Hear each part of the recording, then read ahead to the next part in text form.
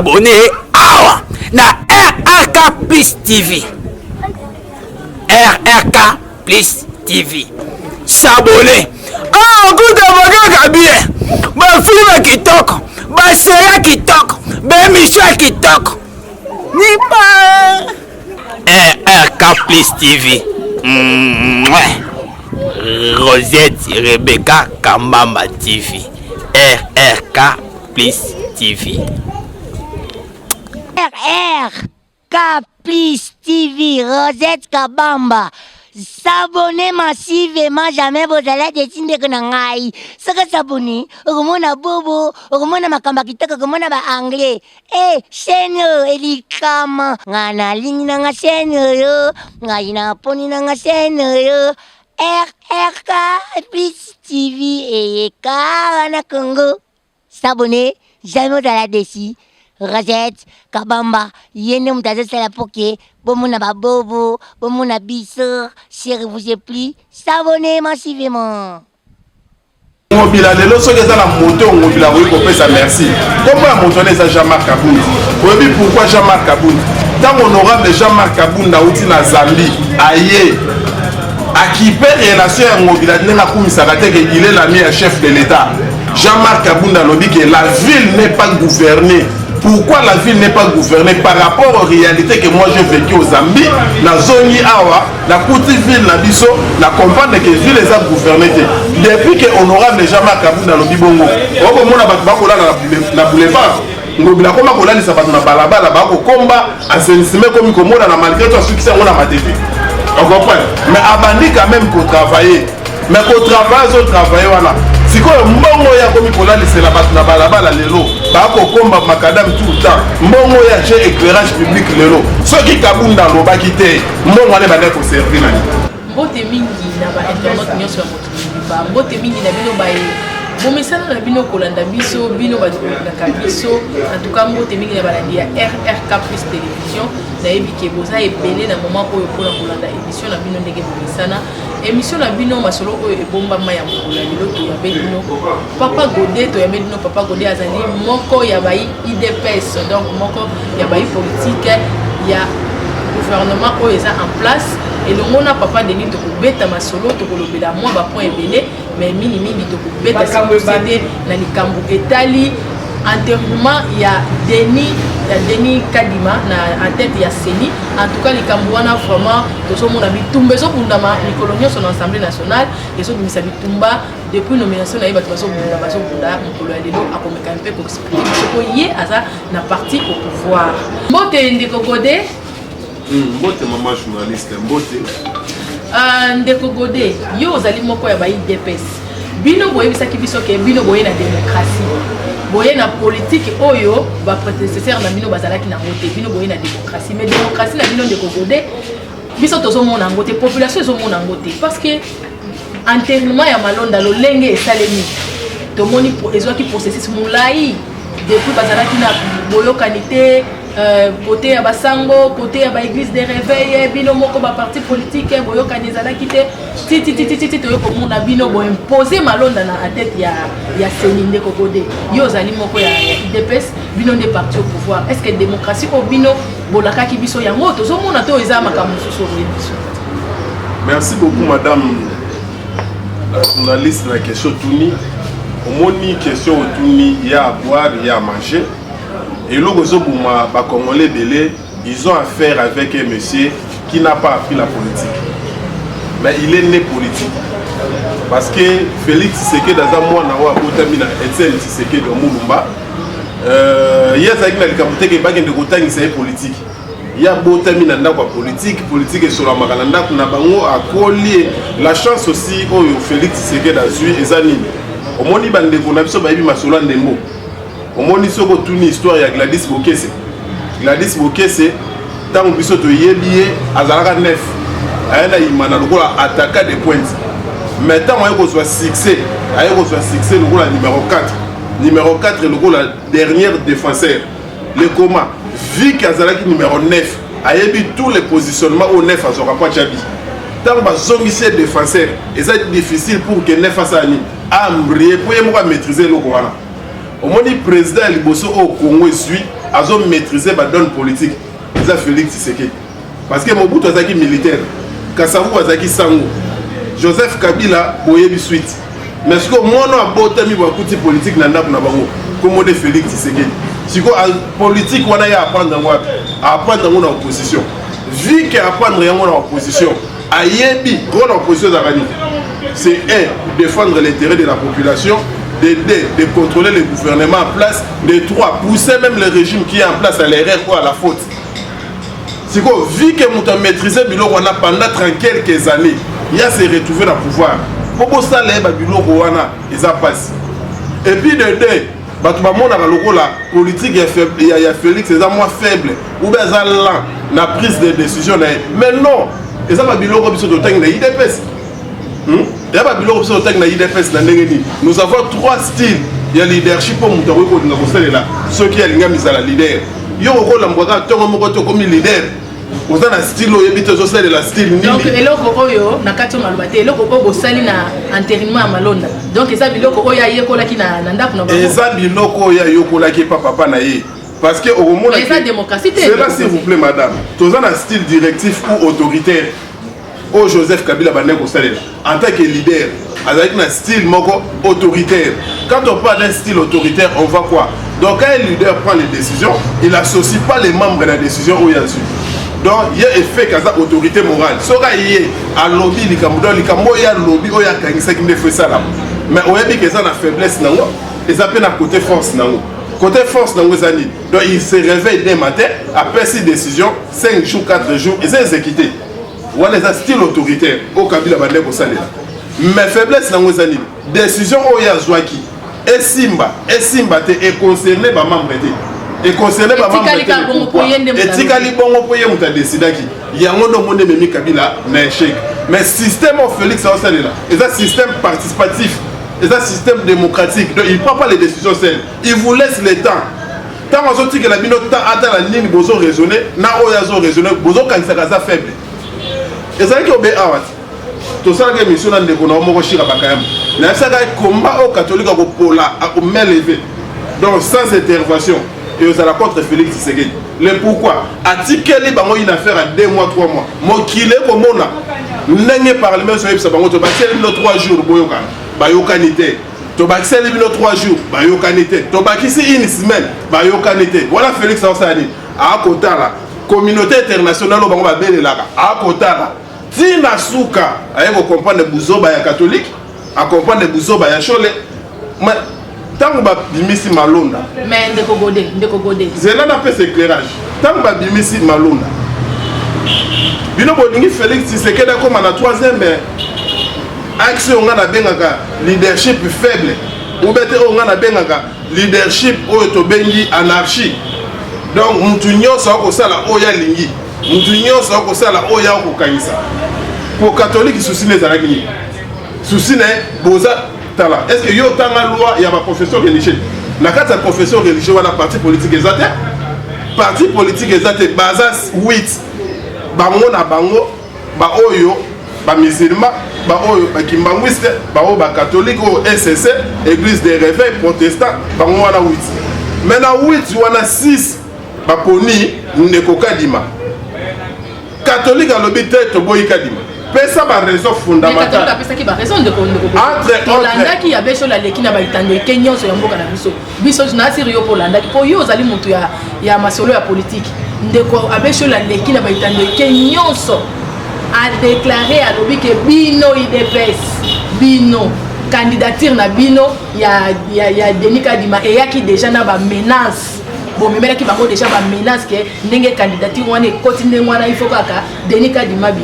Ce qui a bimité ko za likambo susu. Nde bango pe na ngambu na bango balobaki te lokola boyaki déjà na ndenge ya mabe. Allez, bango ba telemeli décision na bino. Siko na côté le melawana nde yango memi ti lelo bino boye ko imposer mutu na bino. Donc lokola bo imposer mutu na bino, c'est que bozongi kaka na façon oyo Kabila bandai ko agir. Donc bino na gouvernement oyo ezaki précédent gouvernement ya prédécesseur na bino. Donc c'est que bozaka ka eloko moko parce que mokonzi mboka sali kaka même eloko oyo yo obike prédécesseur na ya bandai ko sala ko imposer makambo. Mama oko solana motevi politique. Omoni na basi confession nyonso tani wana okoyebisa nga te ke ina bateti koleka ba musulman comme musulman ndimaka kokufa mpona raison musulman alingaka kokufa mpona likambo etali ye yo so yoka bakatholike basali guerre na monde na mboka moko bo ezo yoka bakatholike babundi mpona raison moko quelconque basalaka bamarche mais oyebi koma islam barevendikaka quelque chose donc s'il faut bakufa basalaka nini bakufaka donc yo kolakisanga ke islam evandi wana babangi intimidation ya Félix po Félix alobaki soki kadima te ale toyebi te soki angaka tumba baeglise betanga sa nini bamusulman babangi yango bandimi kadima yo kangisi ke Félix aza na intimidation ya kointimide église kimbangwisi yo kangisi ke ye chef de l'état aza na makoki ya baintimide protestant dans les seules les deux églises oyo ebangi intimidation ya chef de l'état Félix te eyi catholique eyi ECC soko olobi bongo processus électoral ebandi lelo te na Félix na 2006 bango bandimaka nani ndeko na biso nani maluma baboyaka ye tokomi na 2011 na 2011 nani Ngoyi Mulunda catholique ECC baboyaka ye mais bino bozalaka na sima na bango na parce que bino bozalaka na opposition voilà tala ndeko Etienne Tshisekedi eloko alobaka est-ce que bato bayebaka ke na 2001 2002 tant toke Sen City Ngoyi Mulunda fit parmi les participants na Sen City oyo a représentant Kabila on comprend tant tozongi na 2010 avant tokende ba élection nana sala achat armes $100 ce n'était pas Ngoyi Mulunda abandaki kosomba manduki wana mpona ntina nini ayebaki ke makambo bango bakosala na 2011 ekosepelisa population te soki baza na minduki na ndako on risque ke babimisa minduki wana bavenge contre biso mais moto asombaka minduki wana nde bayaka batielaka biso na tete aseni ntango Tshisekedi andimi ba élection batuni mais yo comment se fait boyi ba élection 2006 on ndimi ba élection 2011 alobi les élections 2011 je vous dis ça sera plus pire que les élections de 2006 mais soki na ndimi na kende na course parce que na moni ke âge pe poussani na boyi peuple congolais aya ko juger ngai à non assistance à la personne en danger parce que kocha mutu lokola Ngoyi Mulunda aza la président ya CENI population aza déjà en danger mais oyebi pourquoi Tshisekedi andimaka kota na processus électoral andimaka kota na processus électoral po abima président te po ayebaki déjà ke Ngoyi Mulunda ta Tshisekedi azwi 90% kopublie te mais na kota na processus électoral pour que tolakisa buzoba na bango à la face du monde Kabila eza na baplace mosusu abima na ba 110% neti na bakatanga wana mais bino pete na bisika ebele boshua voilà wana tozokende na makambo mosusu mais ntango Tshisekedi a se retiré ya koloba ke Kabila a gagné élection d'après Ngoyi Mulunda Tshisekedi alobi non c'est moi le président de la République tu sais combien Tshisekedi a compliqué Kabila pour que na 2016 Kabila azwa lisusu chance ya kose présenter te omoni Tshisekedi kota akenda kopema molimo na ye pema na kimia Félix Osoka bibi président de la République na catholique na communauté internationale na tous ces mafieux bayebaka te akomi président de la République ndenge nini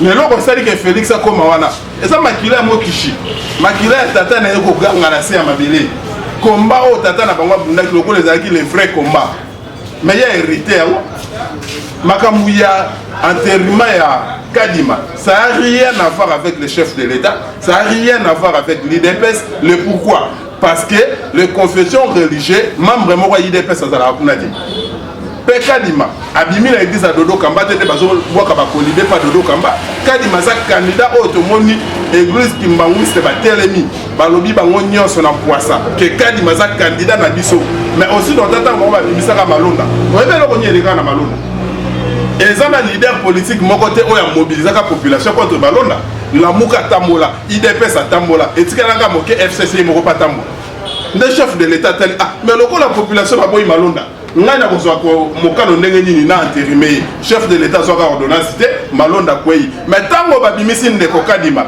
ti lelo yo moni kongola tambola na balabala mpona kolobake na boyi Kadima mais bakongolais bazotambola tozi bakongolais baza na ngambo ya lamuka batamboli wapi bango bazotambola baboyi balobi makambo wana en tout cas eza makambo ya malonga te parce que bino boimpose nde koimpose parce que toyebi na mboka na biso soki par exemple le président ya assemblée nationale azwi mokano moko boye to président ya institution moko ya likolo seke mibeko euti na ngomba omoni assemblée nationale eza émanation ya population lokola baza émanation ya population bango basalaka oyo peuple akoloba au moins en 2015 tant que passe la loi électorale oyo Bochaba yaka tango proposé pour que to que les recensement élection et après recensement tant que peuple a boy yango peuple a bimi na balabala ebi ke ko ngoloba chiluba ebi ke ngoloba swahili ke ngoloba lingala ke ngoloba kikongo ke moto nyonso na ndako asali ayoka lobi peuple bino de botinda ka biso to comprendre que maître ngaki to sala boboyi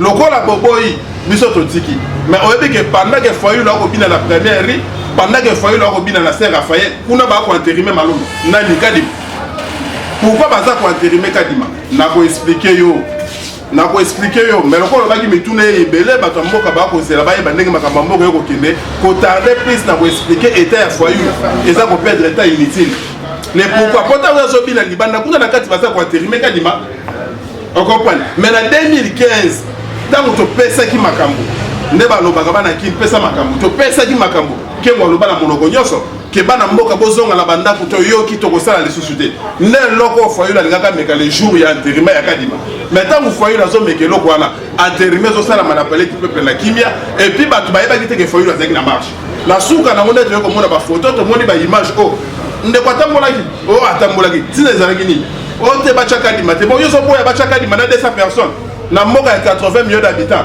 et puis qui chasse se représenté dans 10 millions d'habitants est-ce que tu étais à mesure il y a même 500 personnes maman tu peux ta masola sérieux ozolanda tozokobana ndeko gode kaka ndenge tolobaki mituna eza ebele ya botuna ye mpona ndeko gode toleki na étape mosusu étape na biso ya mibale ezali étape ya enseignement tozotuna motuna mpona étape ya enseignement bino bolobaki ke Willy Bakonga azali ministre ya enseignement ya moyibi mais toyebi ke na époque ya Willy Bakonga abakisaki baenseignant bambongo ba 100 000 mais na moment oyo tozali lelo bino nde boza na tête ya enseignement na ministre na bino Tony Mwamba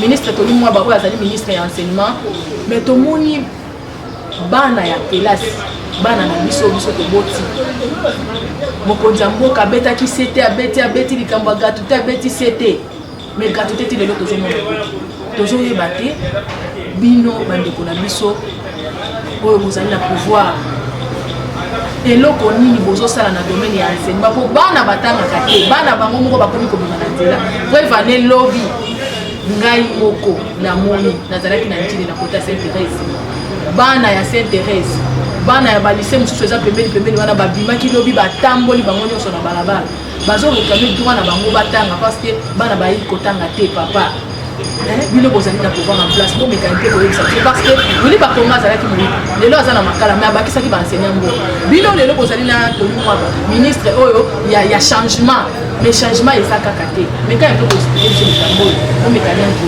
mama omoni mboka oyo toana libabe ya baserveur ya bato ebele kosala malamu te le chef de l'état Félix Tshisekedi ntango ye na mboka oyo Akouti, il y a des enseignants qui touchaient 79 000 francs. Akouti, il y a des enseignants qui touchaient 100 000, 150 000 francs. Mais il y avait aussi d'autres enseignants qui touchaient 400 $, 500 $. Là, on ne disconvient pas. Mais si on a plus, dans l'école catholique, on a bengi ba Boboto, on a bengi ba Elikia, on a bengi ba lycée Bosangani et tout comme ça. Si on a yeta ke mokonzamboka et puis respectuer les tests. Akouti qui est dans la constitution de la République. Wana eza vision ya yenango te. C'est que baimboka basangani bangonde ba instruire yango na constitution que bana ya mboka na faut batango fele. Mais Kabila asali 18 ans na pouvoir. Gratuité wana tika la kosala yango. Kabila pas là qui na gratuité. Ba betela biso li solo ezalaki na bandu ezalaki na Kisangani na 5 provinces. Mais moi na mboka tango yi azui risque wana il y a une gratuité. Et puis les enseignants, même presque dans le même standard. Ils toucher presque dans les 375 000 francs congolais. À l'équivalent après près de 200 $. Tant que on a solo à Willy Bakonga, à se retrouver dans la prison le Loponami. Au-delà, il y a des détournements. Au-delà, il y a Obango Bayi. Et ça, domaine, on a maîtrisé ma casse domaine enseignement. Tu sais que pour mécaniser ma nouvelle unité, Kabila a sali 18 ans à pouvoir pour servir les jeunes à PPRDT. Lelo na ko betolo li solo tous les maîtres sportifs oyoyeba na PPRD, tous ces voyous que tu as connus na PPRD. Lelo bazo se retrouver dans listing enseignement. Tant que ba misusu baza na Secope, ba misusu baza na EPSP, ba misusu baza na CERNI. Donc Kabila avait trouvé le lieu et l'endroit d'aller récompenser ces militants. Oya servant qui était pendant 18 ans, c'est la gratuité. L'objectif était quoi? C'était que les chefs de l'État puissent échouer dans la gratuité. Et le deuxième grand combat que nous avons eu dans la gratuité, c'est l'église catholique. Mais l'église catholique, c'est défenseur de la population. Il y a des soucis dans le niveau. Si on a des est-ce que je suis la foute minerval? À mon la foute minerval. Attends, c'est à moi. Il y a des difficultés pour tout le monde à répondre à la foute de minerval. Yoko isango balie sagayo ba meli sagayo balati sagayo na mbongo mabonza ba mama na biso mais yoko la que yo ina souci ya mboka oyo koleka biso ba tutoza na bana koleka biso ba tutoza na basi zela la chité mama etumba ya catholique contre Félix Ezanini etumba ya catholique contre Félix Ezanini ba tu ba découvrir ngote mais ngana ko yebisa bino yani au moniteur Mobutu Tshisekedi akufi grand esprit akufi si loga moko yaki ke photo kende la transition sans Kabila tant si loga wana ye photo kende la transition sans Kabila ba réunion salama de gauche à droite na ba États-Unis na France na ba mboka kili que ceux qui toquent transition sans Kabila et ko sala mandenge ni et puis na ko diriger ba lobi que te ndenge za boye pour que les politiciens se mettent d'accord, dans le même langage, pour mobiliser la population. Ceux qui toquent la transition sans Kabila, la société civile ne faut pas diriger. Dans la société civile, il y a des gens qui ont motomoko baponaka kombo na ye Laurent Mosengo, paix à son âme. Moutami balé baponaki kombo na ye Docteur Mukwege. Que bangwana mi balende ceux qui te menacé Kabila, to longoli Kabila na pouvoir, na révolution populaire, soit Mukwege a dirigé, soit Mosengo Salanini a dirigé. Mais si quoi bactère bango il faut bien utiliser dans terrain pour que l'eau wana esalama et IDPS. Félix Atala lobby mais au calcul ni. Muta bundela nyama mais oh ya roniate. Tobi misaba combattant to tchana balaba la révolution populaire to benga na Kabila mais souka nango président za la soit Mosengo soit za la docteur Mukwege. Ndoyo kisha Marc Kabunda salaka déclaration. Alobi ke bande kwa SSC baye barake bango ba pesa ka mot d'ordre mais mutabi misaka patuna balaba na eza IDPS catholique itamoyo kibongo. L'objectif c'est autant création à la Muka kende na charte ya la Muka na article nango 7 balobi to sala maignon sotoko sala mais élection et sala maté ce que élection est salami au risque de tout perdre pour ça le agenda la biso. Donc voilà qu'il y avait communauté internationale derrière cette aventure de la Muka yango monaka objectif na mission ezali que élection sala maté to que na transition sans Kabila mais mouton bango batiala ki mutema na kati wana ezalaki Félix. Tant que le président Félix a s'est désolidarisé là bango que je retire signature d'ailleurs à l'ongoli yango baruta poto baya a basala ba marche contre machine. Ils ont réussi à faire quoi? Ils ont réussi même à mobiliser 2000 personnes. Ils mobilisaient 50 personnes, 100 personnes, et puis ils partaient pas là où il y avait des machines pour aller injurier. Ils venaient les mettre pour injurier. Ils dépassent. Mais nous avons dit machine ou sa machine, élection. Combien de personnes sont la catholique? Catholique a dit, n'a pas l'accès bien aussi quoi?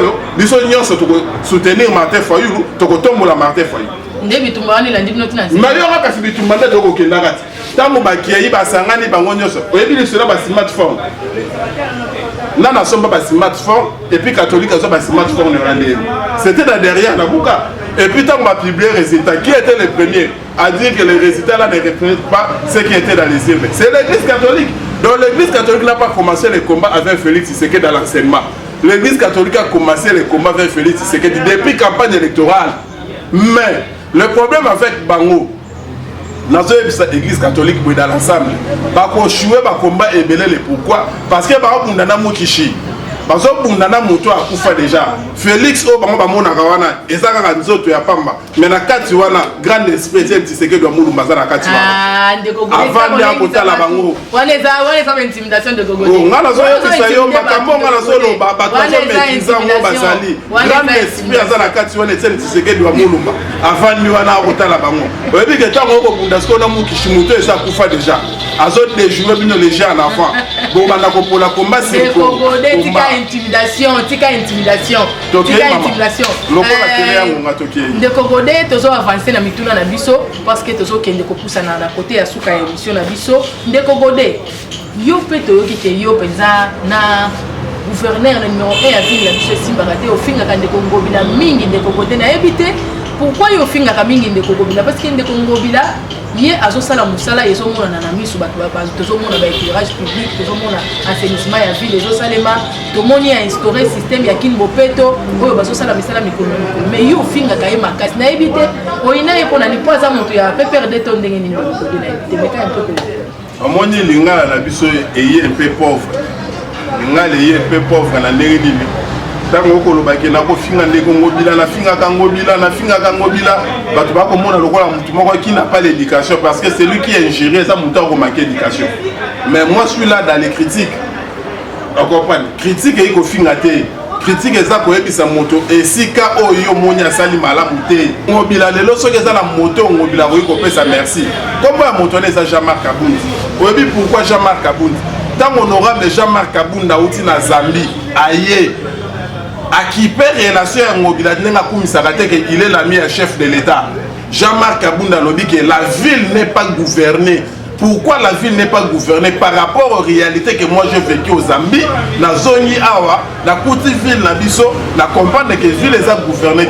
Depuis que honorable Jean-Marc Kabunda lobby bongo, on mona bakola na boulevard. Ngobila koma kola li sabat na balabala bako komba assainissement comme komona na malgré tout succès on a matete. On comprend. Mais abandi quand même qu'on travaille. Mais qu'on travaille, on travaille. Si quoi mbongo ya komi kola c'est la batte na balabala lelo. Ba ko komba makadam tout le temps. Mbongo ya j'ai éclairage public lelo. Ceux qui kabunda loba kité, mbongo ne bande ko servir nani. Donc et c'est là qui kabunda loba pour mobila la muka. Nane honorable kabunda loba ki mobila ya la muka.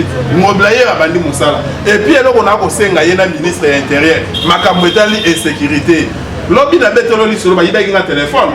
Mais on a félicité la police parce que la police est chilombo. Na rolo ba ke bosali nga fier. Te basali nga mo lolé no mo boy. Mama téléphone yango. Na ye biso ba yibi nga téléphone vers 18h à 19h. Nazo remercier policier wana ba yipsinga kombo na 12. Azara masina wana na ke na se présenter ba yibi nga téléphone na 20h. Bafani singa na bureau na bango ba singa la kisa biso endroit na la kisi bango endroit ba kei ba kangi quelques personnes esika wana ba yena bango moins de 30 minutes na moni ba yilinga téléphone na lobi oh mais la police ko mi ko sa musala na ya sécuriser des personnes et d'air bien c'est que ndeko 12 wana nzamba batela ye asungi et puis na comprendre que makambo ke ndeko s'améliorer malembe. Merci beaucoup. Donc makambo ko changer malembe malgré nous c'est bongi na noter. Tozali koko bana yo ndeko Kogode to komo na suka na biso mo mutuna ya suka itikalaki ndeko Kogode bino ba IDPS boyela ki biso démocratie to yebi na démocratie ba marche eza autorisé ba marche ezalaka autorisé na ba parti nyonso prenante o ezali ba parti politique o ba koki pe ko s'exprimer na population na bango o ezali na sima na bango mais bino boni bino IDPS boyela ki biso démocratie na ngambo na bino marche ya lamuka eutaki koleka dernièrement awa boke ko bunda bitumba na bato ya lamuka bobomi membre moko ya lamuka akufi na bitumba wana ndeko Kogode démocratie obino IDPS boyeli biso eza ya ndenge ezali nde ya kikuluna to ezali démocratie ya ndenge nini bokomi kobomaka lisusu na baninga mama biso to yi parti socialiste na kati ya parti socialiste okokuta ke eloko eza ko caractériser biso eza nanu ya liboso humanisme eza social eza aussi égalité na kati ya UDPS eloko ezo prôner makasi eza humanisme donc tokoki kokumisa liwa ya moto te mais omoni marche nyonso homme politique asalaka azalaka na eloko akoluka aza na eloko akovise oyo bamembre bayebi te bakomema bino kaka toke marche mais eloko homme politique akoluka na nsima nango bino boyebi te Pourquoi? Fayulu depuis biso toyebi na mboka ou asalaka marche ne kaka na chango. Kaka na chango. Malgré tout toyoki ki ba suite décision a interdire chango. S'il vous plaît la chiter. Pourquoi Fayulu a cherché que marche na yoana e banda na ngaba et que ne ko chitele na limité? Ponani ayebaki que tant bakokoma na niveau ya 11e ri, il y aura affrontement entre le militant de la Mouka et les militants de l'IDPS. C'est comme ça que je félicite honorable Jean-Marc Kabounde et Augustin Kabouya parce qu'ils ont instruit aux combattants que le jour tel, la liberté, la police Moutozala Kiwana va protéger permanence pour que Batouana va menacer permanence. On ne sait pas affrontement entre qui et qui. Mais tous les monsieur a foyer les Alakini. Tant que Bango va recommander la liberté, affrontement est ça entre IDPS et Bango. C'est là qu'il y a eu des morts. Maintenant, s'il y a eu des morts, de façon que Bato Bazaki dans le Parlement, Balo Bakemo et toi intérimaire de Kokadima, et Zate pour Bakoufi la liberté. Mais nous n'avons pas ça qui est. Bakoufi. Mais tu dois apprendre à voir des zones. Il paraît ma banque mama qui de gauche à droite moko ya bango a koufi mais oyo a koufi lokola yi congolais na ko ba paix à son âme et je m'excuse devant âme naé to ko linga so ba martyr te po ba ko bundela nini to bundela ki démocratie yango est installée ah batu ba yebe loko foyula yi ko dukate jour wana foyula kangisa ki ka kosala loko esala ki na 2015 mais lokola a échoué et salamité mais ce qui ne comment Koufi a solo ne ba koloba wana nzamba zo molimo na ye mais na yebi ndeto ko intitula ko tesi les martyrs de quoi parce que les martyrs de la démocratie les plus grands martyrs c'est Etienne Tshisekedi les autres ont vivre la démocratie avec son fils mais et loko foyula lukaki et ngake za l'affrontement marquage entre IDPS na la muka bato ba kufa po ba loba ke mo ba intérimer kadima ezate mais a échoué qui vient à ça la maramususu politique atique la IDPS kwanga totikeli bateke fungwa topesi soki na bakongo yo yebi merci beaucoup ndeko Bodé tokomi na suka na ebité soko zali na moi bato yo kopesa mo moté o na chité tokomi na suka l'émission na biso ya mokolo merci mingi na balandi na biso o bazalaki ebele bazolanda mingi ya koloba ezalaki yo yebi ke TV zangonga ngonga permettre biso te toloba nyonso tozalaki na yango mais la pesi mon grand frère Jérémy Mwamba salutation na Paris place aux Ali la pesi aussi mbote na Diego Madimba na niveau Luanda la pesi mbote na Chiba Chibangu na RTNC na Sisi na France na pesi pe mbote Jackson Chimaki na honorable na saluer yo honorable Coco Diboui la pesi mbote fou de Fachi ya libo na Bruxelles Congo lola na saluer yo na pesi mbote aussi na Messe Cyril Oxon na niveau ya Belgique moi na IDPS vraiment tongo na kati ba Belgique wana na saluer yo na ibisi bino peuple congolais pour pesa biso temps avec Félix Tshisekedi Tshilombo Kalaté to ko changer langage merci mingi na balandi merci mingi bolandi papa Bodé oyo azali moko ya ba IDPS to yambaki mokolo ya lelo na émission na biso bosolo bombama pona koya koya na biso na bandungu ebele ezali na kati ya mboka makambo ezali ebele na mboka na biso to pesi merci mingi na papa Bodé oyo répondaki na invitation na biso na pesi merci mingi na balandi ya RRK plus télévision. Je salue ma consoeur de tous les temps Chira Bakayamba bambote ebele pa ya pasteur Jean-Jacques Kumba nous à Bruxelles, église temple de l'éternel, la Pessi Bambo Tébélé et pas à mon pasteur, le pasteur Pacifique Nawez Inalimité, la mission de Pentecôte, na Bobozo numéro 8, la Pessi Bambo Tébélé et pas à Maman Guiden, la Pessi Bambo Tébélé et pas à Baïnio Sobalinga Kabiso, en tout cas, tout ceux qui s'y les lotés na Papa Godé, prochainement, tu peux bien à Papa Godé, parce qu'Azala qui n'a ébélé à Kobimisa, mais le col a Tungongezani m'ont poussé à Bimisi Mouké, mais prochainement, tu peux bien à Poto continuer ma solo ya lelo. Mbotemi ngana bino tokutani balasi parce que nkolo yesu mobi kisi azoni na abonné awa na RRK Plus TV RRK Plus TV s'abonner kuta bagaka bien bafilme kitoko basera kitoko bemission kitoko nipa RRK Plus TV Rosette Rebecca Kambamba TV RRK Plus TV RRK Plus TV Rosette Kabamba s'abonner massivement jamais bozala desinde que na ngai saka s'abonner okomona bobo okomona makamba kitoko okomona ba anglais chaîne elikama ngana lingi na nga chaîne yo ngai na poni na nga chaîne yo RRK plus TV et Kana Congo s'abonner jamais bozala desi Rosette, Kabamba, yene mutazosala poke, bomuna babobo, bomuna biso, chéri vous ai plu, s'abonner massivement.